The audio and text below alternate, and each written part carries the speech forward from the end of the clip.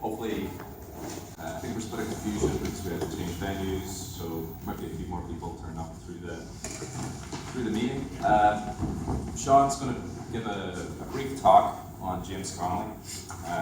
Shaun's bringing out a book, hopefully maybe over the summer. It's printed by Haymarket.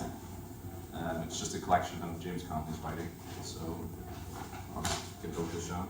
Alright, great. Thanks, Mark. So, thanks everybody for coming out Saturday afternoon, and thank you for RS21 for the opportunity to come here to Manchester to speak about Connolly.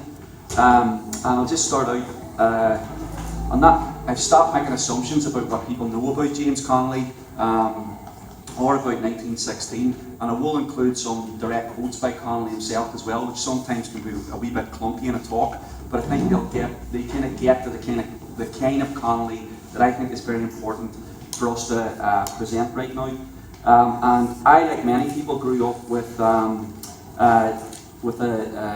Connolly. I knew about Connolly when I grew up as a teenager in Derry, and I knew that he participated in the 1916 rebellion, but I didn't know much more than that.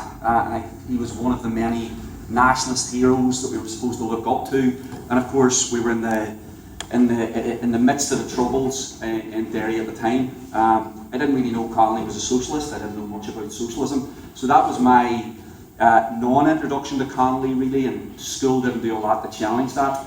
And it wasn't until I was in the United States, where I lived for 22 years, that I got introduced to Connolly, but it was a different Connolly. I came across, as a trade union activist, and I was in the Teamsters, I was given a copy of Connolly's pamphlet, Socialism Made Easy, which I don't know if anybody's ever read, but it's a fascinating pamphlet that was published in 1908 in the US, and it's his most popular pamphlet. It was the most popular pamphlet he wrote at the time. And it's set up as a series of kind of workshop discussions where Connolly asked questions that an organised socialist might face or radical might face in the workplace about do you plan to confiscate all the wealth of capitalists, and the answers it by saying yes, that's exactly what we plan to do. But it's a Connolly who is focused on the strategy and tactics of trade unionism, of working class fight back, of encouraging rank and file militancy, where he talks about the sympathy strike being very effective in terms of challenging employers, and talks about a working class upsurge and gaining control of the means of production from below, and that was Connolly's vision of socialism. So that was the Connolly I was introduced to as a kind of like labour militant of the most radical kind and a socialist. And in the US, there's a layer of people who would know about Connolly in the US for his activism in Ireland and his trade unionism. He was an organiser of the Industrial Workers of the World. That was one of the things that he did when he was in the US for a while. He did many other things out there too. But one thing I've been telling people, because it's the anniversary, so in 2006 there was a massive demonstration. 300,000 immigrants marched in Chicago and actually marched all across the US to stop the proposed deportation of 12 million people at the time. That was March 10, 2006. The park where that rally starts is called Union Park. It's a whole area where there's union buildings. There's a big statue in that park to James Connolly. So it's a fascinating thing to be marching in that park. There's no big statue to Connolly in Derry or even in Belfast, but there in Chicago, there's a huge monument honouring his contribution in the US and in Ireland that was put up relatively recently. And that, again, and I'll go through this in the talk, I think that gets to the heart, I think, of the Connolly, which is very important to draw out. So I think that Connolly is very important today. As globally, we're in the midst of struggles against austerity, struggles for all forms of social injustice. And I think it's very important that we actually have a vision of what the alternative should be. And Connolly had a vision. I think he was a globalist, even though he's often presented as an Irish nationalist. He had a global vision of human liberation, and this is what's amazing about Connolly, but so few people actually have access to it because of the level of distortion in terms of how Connolly is presented. And I think that it's also sometimes embarrassing or awkward for socialists to actually talk optimistically about what an alternative society might actually look like. So I want to read a few quotes from Connolly, and this is when he was writing in Ireland. in the 1890s. And I love the optimism in these writings, and I love the kind of like emphasis on socialism. So Connolly, this is writing in the Workers' Republic, he writes, "Socialism represents the dominant and conquering age, force of our age, the hope of the worker, the terror of the oppressor, the light of the future, workers of Ireland, salute that light." So that's great, I think. Very few people hear this side of Connolly. Another thing that he wrote, which I think is great for us today, he writes, "The day will come, perhaps like a bolt from the blue, when the kings, kaisers, queens and czars, capitalists who now oppress humanity, will be hurled from their place and their power, and the emancipated workers of the earth will found a new society." So when we face so many difficult problems here in Britain, in Ireland, across the water, all over the world, I think it's fantastic that there is an alternative vision that we can actually point to, and I think Connolly really expresses that hope right there. So obviously this is the 100th anniversary right now of the 1916 rebellion in Ireland, and I want to start out talking a wee bit about how the Irish establishment has went about addressing this, and I think it's been somewhat of a hot potato, or very hot potato for them, because these people are the inheritors or the heirs, in a sense, of the 1916 rebellion that led to the expulsion from the 26 counties of the British Army, the British Empire. And what is the record of these people who now oversee the new Ireland? And I think that there's a tremendous gulf between the aspirations of the 1916 rebels, Connolly included, and what exists in Ireland today. So a year ago, when they started planning how to organise state commemorations, one of the first things they did was produce a video called Ireland Inspires 2016. I don't know if people have heard about this. Essentially like a tourist industry type of video to present Ireland to the world. The people who were in the video were Queen Elizabeth, Bono, Ian Paisley, Bob Geldof, and I'm trying to think, and there was Google and Facebook, and it was none of the rebels, no James Connolly. Ian Paisley was also featured in it.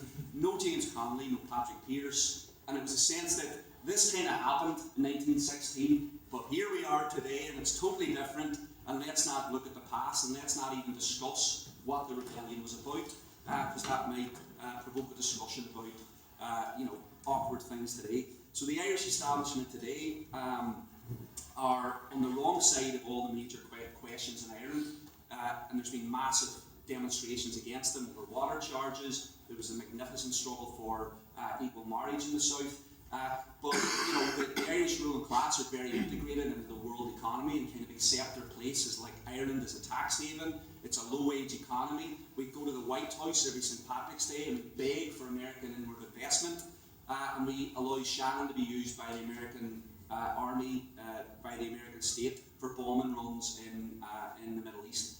And so that gets to the Gulf. I think that for the Irish establishment facing all these anti-austerity protests, it's any time when people start talking about rebellions or insurrections or revolutions, I think it's difficult for them. So they don't really want a fully blown discussion of, is this really the Ireland that we exist in today? Is that what people sacrificed themselves for in 1916? And I think the answer is, there's a tremendous gap there. Another approach has been to basically say that the 1916 introduced violence in the Irish society. So John Bruton is the ex-Fine Gael Taoiseach, and he said that we shouldn't celebrate 1916, we shouldn't see these people as heroes, because the rebellion and the violence that came with it damaged the Irish psyche, and that legacy is with us today.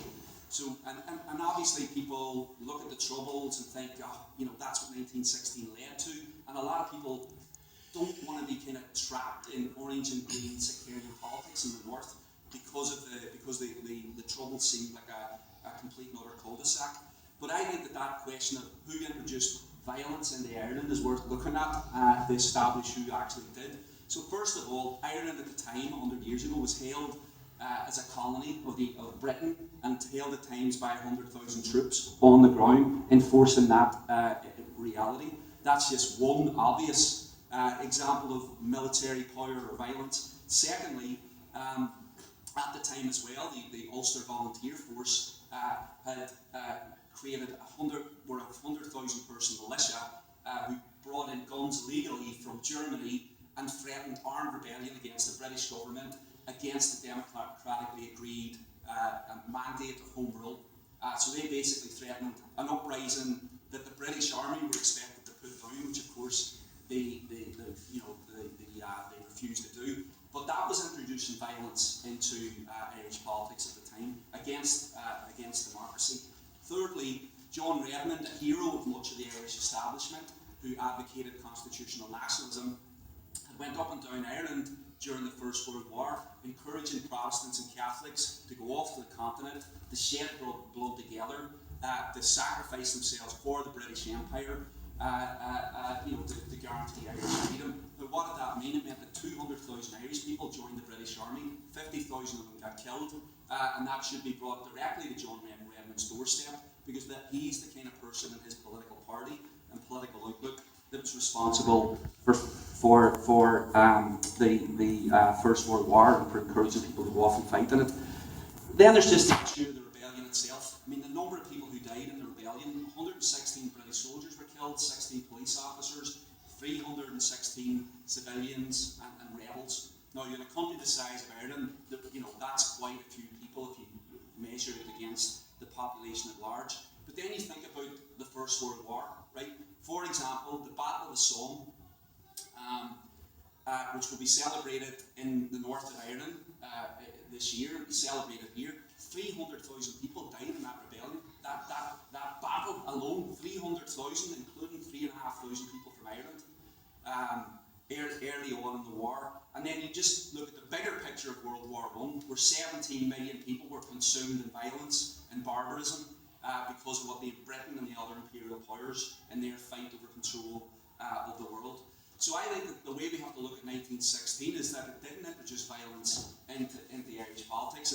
Violence already existed, and that 1916 and the rebellion was a response to that violence. It was a response to imperial rule. It was a response to the slaughter of millions of people across the world, and it was a response to the denial of basic democratic mandates and much more. So I think for all those reasons we should actually celebrate 1916 and give it the kind of credit that it's due, and open up the kind of discussions that are necessary, that draw out why people were involved in that and what it means today.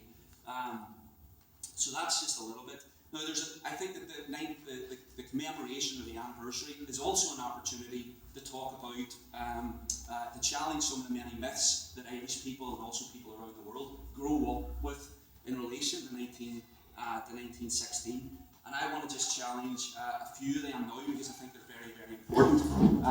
First of all, we're taught that the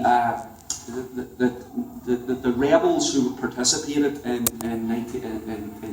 Easter week were planning a blood sacrifice, and that it was all about blood sacrifice, and that this blood sacrifice, in a kind of Christ-like way, because the Irish people are so Catholic, was necessary in order to wake the Irish people up to fight for their freedom or their liberation.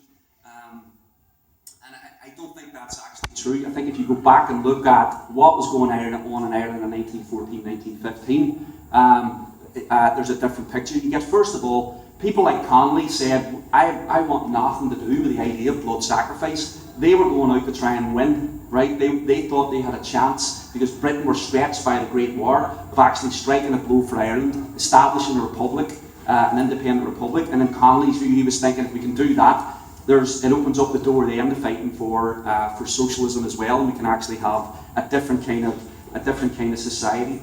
But even in the preparations for the Rising, they were hoping to put, nearly 15,000 members of the Irish Volunteers into action. That was their goal, right? A German Navy vessel brought over on the eve of the rebellion a ship with 20,000 guns, 1 million rounds of ammunition, and some military expertise from Germany. So when you look at the level of planning within the rebellion, this was not a group of people who were just saying, we're going to die here happily for Ireland's sins. This was a rebellion that people thought they had a chance of winning. And obviously then, not all the plans that they had made worked out the way that they had hoped. Not as many people were brought into the battle. But then even when you think about the actual sacrifice, knowing that they had fewer forces to bring into battle, there was also growing military repression against anti-war activists, against Republicans, against socialists all across Ireland. So I think they basically had a meeting, Connolly and his collaborators in the Irish Republican Brotherhood, and said, it's likely when the British forces find out the full scale of this rebellion that we're planning, we're going to be charged with treason, and we're all going to be executed anyway, which they would have been. So it's better now to actually strike for this, see what happens, and the police will be laying down a marker and showing the rest of the world that people want to fight against imperialism and repression. So that's really what happened in terms of the sacrifice argument. The second thing is there's a focus on the idea that it was like the 16 executed rebels and a few more who participated in this uprising, and that because all the rebels, Connolly, Patrick Pearse, others, have all been made national heroes. There's train stations named after people. People are taught somewhat the genuflect to them in going through traditional education. But I think that they were very courageous people. They were very brave. They had all sorts of ideas about what a different society could look like. But they weren't. I think it's wrong to think about this as a minority-led action. And I think what we have to do is use 1916 to draw the lens out and look at the actual entire decade of rebellion, revolt, and resistance across Ireland. And I'll just start out with, if you think about the Dublin lockout in 1913, that Connolly described as a class war. He didn't think about this as an ordinary trade union battle. He said this is a war between the two competing sides of Irish society about who is going to lead and control the new Ireland that he thought might be possible if home rule was actually introduced. And it was a battle between the revolutionary syndicalist union of Jim Larkin and Connolly and working class people across Ireland with Irish employers, Green and Orange. So there was a real war, and that's how it was described, a tremendous level of violence, and that the legacy of the Dublin lockout is still with us. But the period after the Rising as well, as much as there's myths about Connolly and the rebellion, this is a period of Irish history that's absolutely ignored, and a lot of Irish activists and socialists don't even know about it that well either. But starting in 1917, there was a massive rally in solidarity with the Russian Revolution. But it's in 1918 where you see the beginnings of what are the two sides, or the two wings of the struggle in Ireland. There is a national war of liberation, where liberated zones are created all across Ireland, where the British-backed police force could no longer hold authority, and they were basically driven out. And that, there was 100,000 people joined what became the Irish Republican Army, with thousands of them involved in fighting the war. But there was also, alongside that and happening at the exact same time, a workers' revolt all across Ireland. There was workplace Soviets. For example, people might have heard of the Limerick Soviet of 1919. There was two general strikes, one against conscription, one for the release of prisoners that were put in jail. They were basically just interned and weren't charged with anything. And then there was a series of workplace occupations and strikes all across Ireland. And there was land seizures by agricultural workers. And this was, if you get, there's a few great books. One of them is Conor Costick's books, Revolution in Ireland, that goes through in detail the popular militancy. And it's just fascinating to read about because it's totally ignored. Kieran Allen's new book, Ireland's Revolutionary Tradition, as well, puts it into context. So what I would argue is that the 1916 played a role, and was a very important role. The repression and all afterwards swung people behind a struggle for a republic in Ireland, or a separated Ireland rather than constitutional home rule. But that there was an actual revolution in Ireland that had to be crushed in 1923 through the treaty by the British government, but also because of the rise of more conservative forces in Ireland that didn't like the social forces that had been unleashed in the period from 1918 on, which is really about workers saying, we're fighting to end British rule, but we also want to fight to end employer rule across Ireland. And that's really what happened, and that's what has been suppressed in Irish history, which I think is important. There's another argument as well that like the Irish population were totally hostile to the 1916 rebellion, and that has been kind of almost widely accepted. But in 1915, the British government was so afraid to introduce conscription in Ireland because of anti-war opposition that they left Ireland out.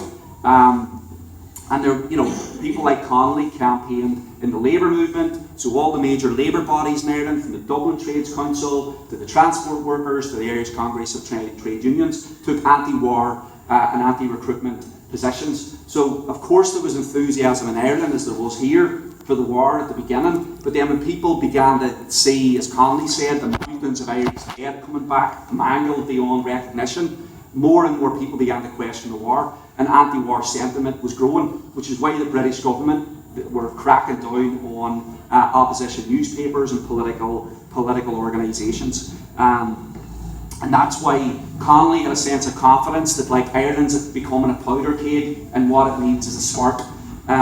So again, Ireland wasn't a very conservative place, and then the rebels acted, and then all of a sudden there was change. Millions of people were involved in this process of challenging British authority and social relations in Ireland. So then on to Connolly a wee bit now, and obviously there was Connolly in that part of the discussion, but Connolly, this is also a great opportunity to talk about Connolly, and part of the idea for doing a collection of his writings, is so that people could go and directly read what Connolly said. Now there are some fantastic interpretations and books coming out right now about Connolly. I'll recommend another. Sean Mitchell, a comrade of mine in Belfast, has just wrote a great wee book called A Rebel's Guide to James Connolly. People should go and read it. It's very good, and there'll be many more. I think it's important that Connolly's able to speak for himself, and I think it's important for us to look at what are the ideas that animated people to be involved in this rebellion, because again, there is a narrow view of Connolly that he essentially became an Irish nationalist and ended up, one of the things he said is that many of my comrades won't understand why I'm here, why I'm involved in this seemingly nationalist rebellion, and I'll go on to explain why he did participate in it. But very quickly after the Rising, Connolly was changed, obviously, to a nationalist hero. He was presented as an Orthodox Catholic. He had taken his last rites or had confession on his deathbed. I read the reports, but that Connolly was very clear, I think, through his life. He was no conservative Catholic. For his whole life, he challenged the Catholic Church on their arguments about socialism. He also said that one of his closest collaborators when he was living in the US, when he was accused by Daniel De Leon, who was a leader of the American Socialist Labour Party, of being a Jesuit spy in the labour movement, he said, look, I have no faith. I've adopted this pose in order to be more effective in challenging the free thinkers. This is what Connolly said about his religious views, which I think is, when you think about the conservative Catholic Ireland that was created in the 20s, Connolly was clearly made reappropriated to kind of fit in with that narrative. So his interest in workers was more or less akin to like setting up a soup kitchen to help the workers instead of being a revolutionary socialist interested in overthrowing capitalism. So that's his Orthodox Catholicism. There was also, again, in Ireland, Ireland became a terrible place for women in the 1920s. Women were very involved in the social rebellion and the War of National Liberation.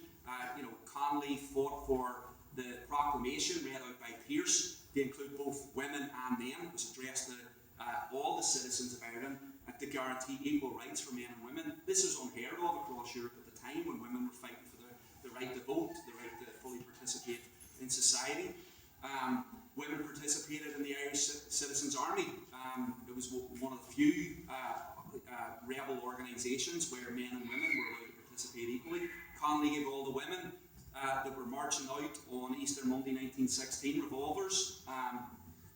So Connolly organised and worked with the textile women of Belfast when they were forming a union, fighting, as he called it, the sweaters of Belfast. And there's a great statement that I think sums up Connolly's approach to women's liberation, which I think is so advanced for the time. And when you think about how to apply that today, it's important. He writes this in his book, The Reconquest of Ireland, which was written between 1912 and 1914. And there's a chapter addressing women or talking about women. And he says, "None so fitted to break the chains as they who wear them, none so well equipped to decide what is a fetter. In its march towards freedom, the working class of Ireland must cheer on the effects of those women who feel it on their souls and their bodies, the fetters of the ages, and have risen to strike them off." And I think that chapter in and of itself is worth going to have a read of, and you can get an idea of where Connolly would have stood on some of the debates then and now about who should decide what women should do with their bodies or any other political questions, which I think is very important. I think probably the biggest argument, or a very important one, is that Connolly essentially abandons his socialism for Irish nationalism in 1916, and I don't actually think that that's true either. On the eve of the rebellion, this is the way Connolly was talking about the coming rebellion that they had planned. They had planned this for months, and this is an article called "The Irish Flag." April 8th, 1916 is when he's writing this in the Workers' Republic, and he writes, "We are out for the Irish, but who are the Irish? Not the rack-renting, slum-owning landlord, not the sweating, profit-grinding capitalist, not the sleek and oily lawyer, not the prostitute pressman, the hired liars of the enemy. Not these, but the Irish working class, the only secure foundation upon which a free Ireland can be secured." So I think this is Connolly's message, still in 1916, to heading towards the actual rebellion itself. So Connolly joined the socialist movement in how you doing? Connolly joined the socialist movement in the 1880s in Scotland. Another thing about Connolly, again, this is something I learned. Connolly was a British Army veteran. He joined the British Army when he was 7 years old and spent 7 years in it. He actually served in Ireland. That was the first time he got to see Ireland. And he was sent out in Ireland to deal with sectarian rioting in Belfast and who knows what else. So this is where Connolly really learned about, he did grow up with an Irish background in Scotland, but this is where he learned about Irish politics firsthand, and he learned what it meant to be in an army and what happened and what it meant to be on the pay of the, receiving the Queen's penny. He also, so British Army veteran, very important to think about that, who becomes the leader of the Irish Revolution. That's important, I think, in terms of, I would like to see more British soldiers, American soldiers becoming revolutionaries and leading revolutions against their own state. I think that's a great vision to think about in terms of Connolly. But also, Connolly was very much an economic migrant, right? His own family were driven out of Ireland, had to flee Ireland because of the famine. That's why they ended up in Edinburgh. They couldn't afford to go to the US or Australia. They had the cheapest tickets, ended up in Scotland, lived in an Irish slum in Scotland, and struggled with poverty. And Connolly, a number of times in his life, decides to move, often because he's in such deep poverty that he can't survive, whether it is in, he decided he was going to move to South America and try his hand at farming in 1895, 1896, and he got argued out of it by John Leslie, who said, "Let's put an advertisement in Justice newspaper offering up your services as a socialist agitator and see what happens."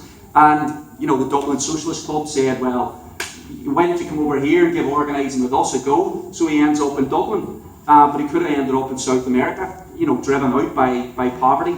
In 1903, he moves to the United States, again because the poverty that him and his family are living in Dublin is so great that he says, "I'm going to go to America and try to at least, earn a bit more money." So, given what we're seeing today, again, the news has been, devastating of seeing migrants linking arms in Macedonia across rivers and then being denied the right to go through Europe. Like, that's how I think we have to see Connolly as well. An army veteran, an economic migrant, somebody who was born in Scotland, not actually Irish, despite all the myths of him being born in County Monaghan.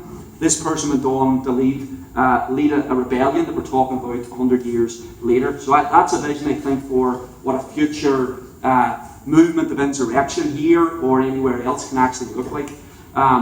So he learns his Marxism in Scotland, and he studies Marx like many of us would have done. I think people find that sometimes hard to reconcile with where did Connolly get his politics. Well, he got them by going to meetings like this, by reading whatever Marxism was available, and by learning from the best of the Scottish socialist movement. In Scotland, he learned how to popularise Marxist ideas, socialist ideas, to a broad socialist, broad working class audience. He stood for election a couple of times in Scotland, and that's where he said this great thing about elections, which again I think are very important as we see more socialists getting elected, and hopefully we will see many more in different places.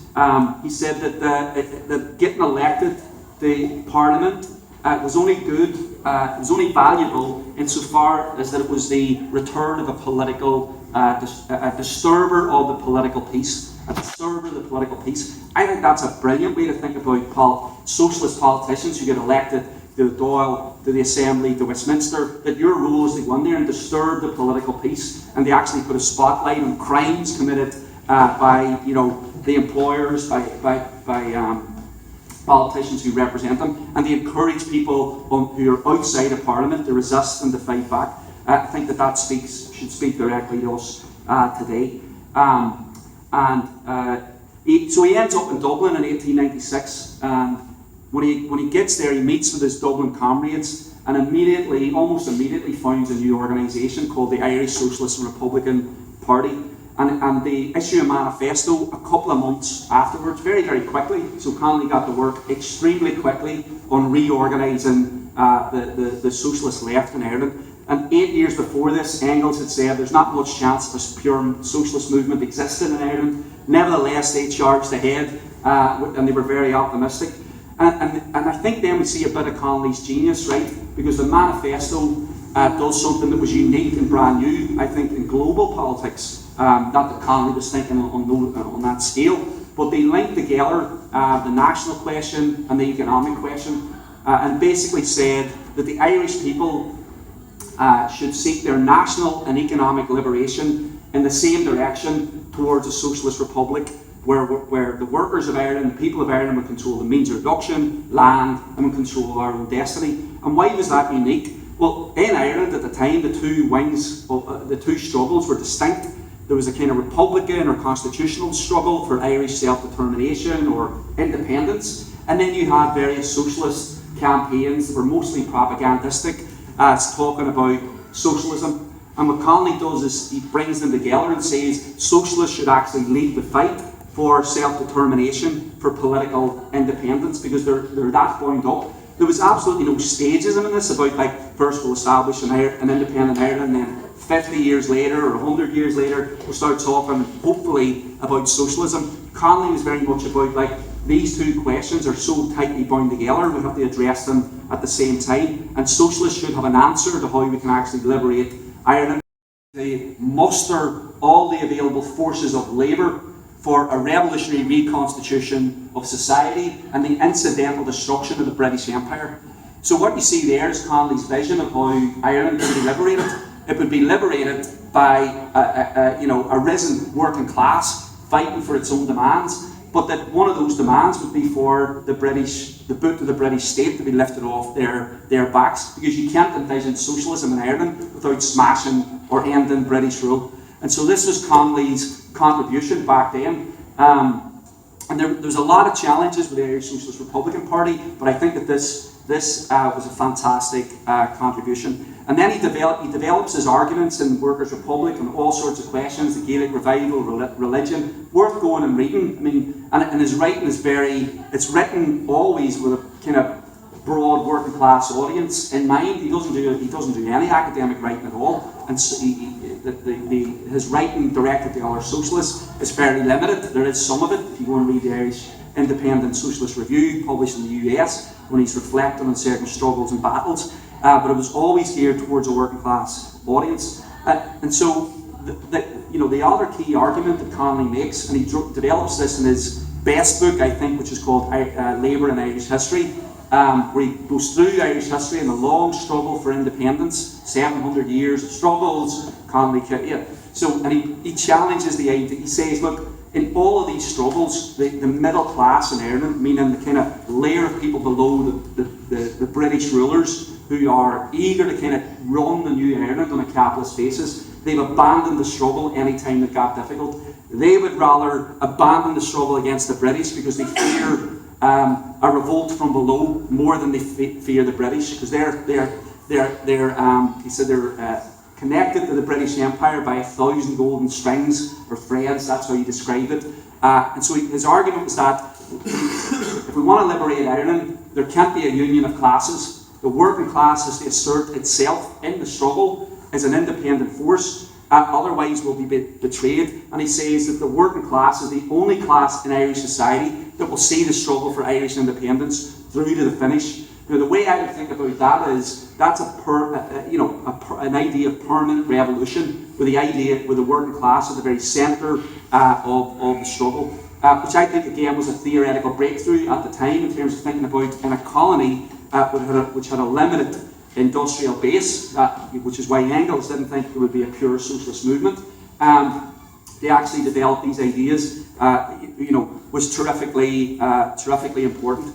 He heads off to the US in 1903, and the one thing I would say about Connolly is I think all through his life he was a revolutionary. There's a core revolutionary politics to Connolly, but his ideas also change depending on the kind of practical situation that he's dealing with. So he joined the Socialist Labour Party, which he had looked up to in the US as a revolutionary group. But then he also developed a number of criticisms of them. He found them sectarian. They weren't willing to fully engage in working class struggles, like workplace struggles. They were dismissive of them. And Connolly thought that those kinds of struggles were the heart and soul of how they were going to fight for socialism. So Connolly embraces revolutionary syndicalism, which seen building one big union, the industrial unionism, but really it was a focus on organising the working class and seeing the seizure of power in the workplace by workers themselves as the key to socialism. I think that's the key thing about his revolutionary syndicalism. And he comes back to Ireland and applies those ideas when he joins up with Jim Larkin and the Irish Transport Workers in General Union.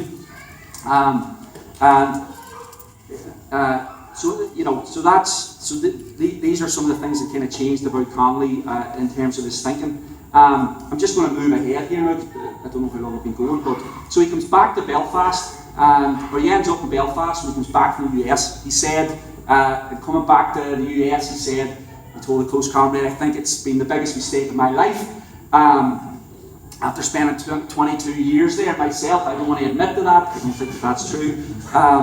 But he comes back to Belfast, he becomes an organiser for the Transport Workers Union in Belfast, and this is where Connolly comes really face to face with sectarian violence. And one thing he argued was that if we're going to build a real socialist movement in Ireland, we actually can't temporise, as he said, in front of the Orange ascendancy, meaning it might be unpopular for us to do this with Protestant workers because they are so bombarded by the Orange Order, with loyalism, with unionism and support for the British Empire, but we actually have to challenge anti-Irish sentiment among Protestant workers. We have to challenge the idea that they should be part of the Orange Order. But he always thought that it was absolutely crucial to try and unite Protestant and Catholic workers in the North, and he actually had some success doing that through trade union organising. But he did wage a whole number of arguments about the importance of doing that.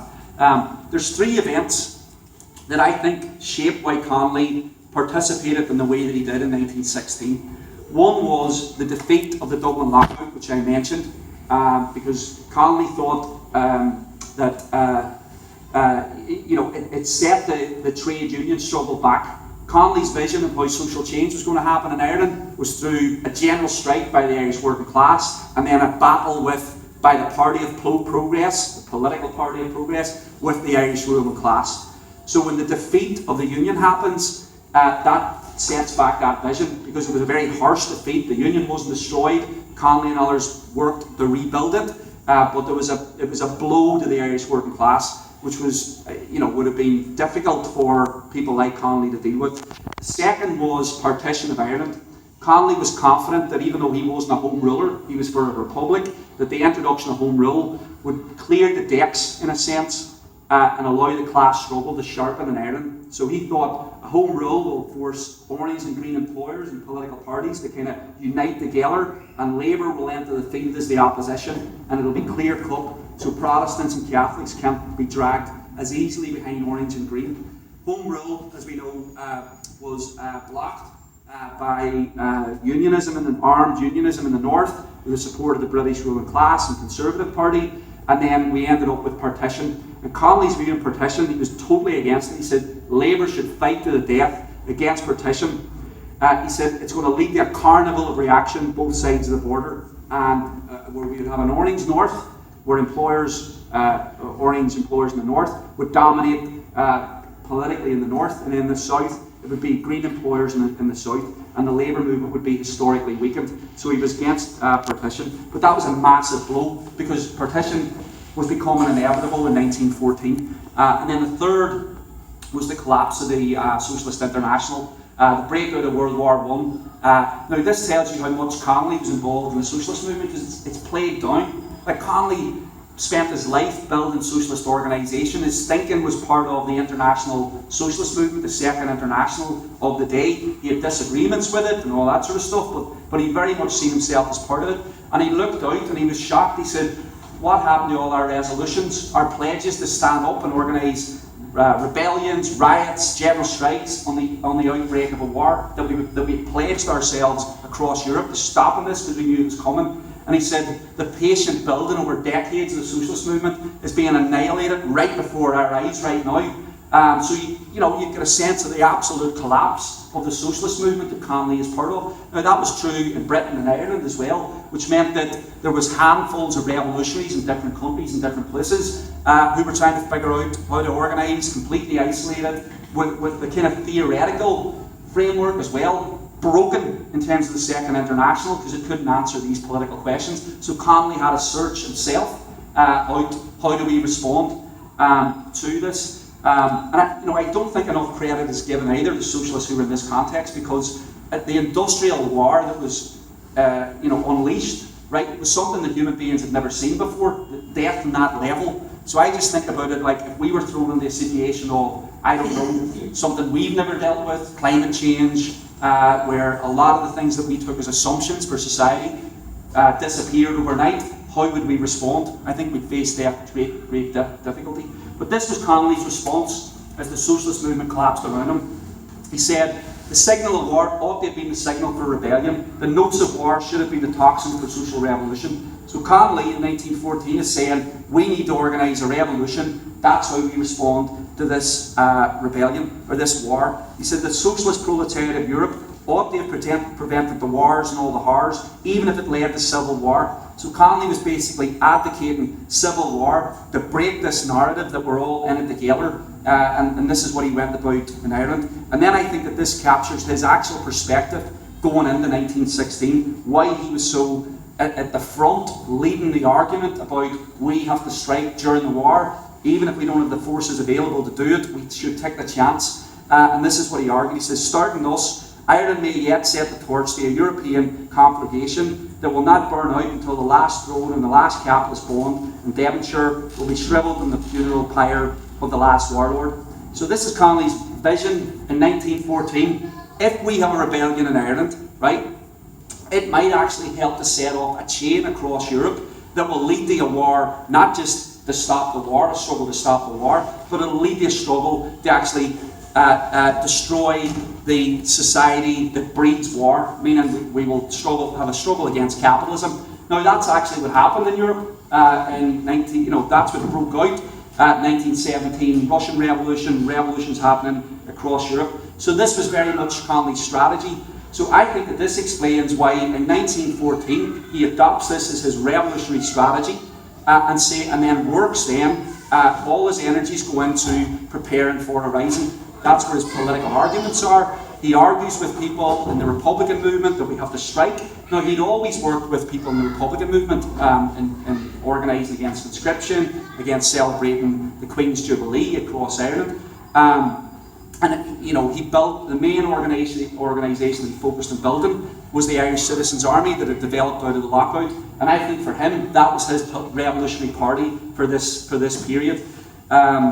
So that's how Connolly you know, ended up there. Now, Connolly is executed May 12, 1916. I think the biggest tragedy out of all of this is that Connolly wasn't around to lead the social and national liberation war that developed in the years after his death, that 1916 played a role in. Because what Ireland was missing in those revolutionary years was a mass organisation with the kind of ideas that Connolly had developed, that Connolly had actually developed. And a lot of the leadership of that struggle was left in the Republican movement, who opposed the social rebellion because they seen it as taken away from the war of independence. Really, they didn't want to have to challenge the people who were Republican minded, that were wealthy and had a stake in a new society. So the last thing I'll say is, I think this is a great opportunity to learn, to debate. We don't have to agree with everything Connolly did,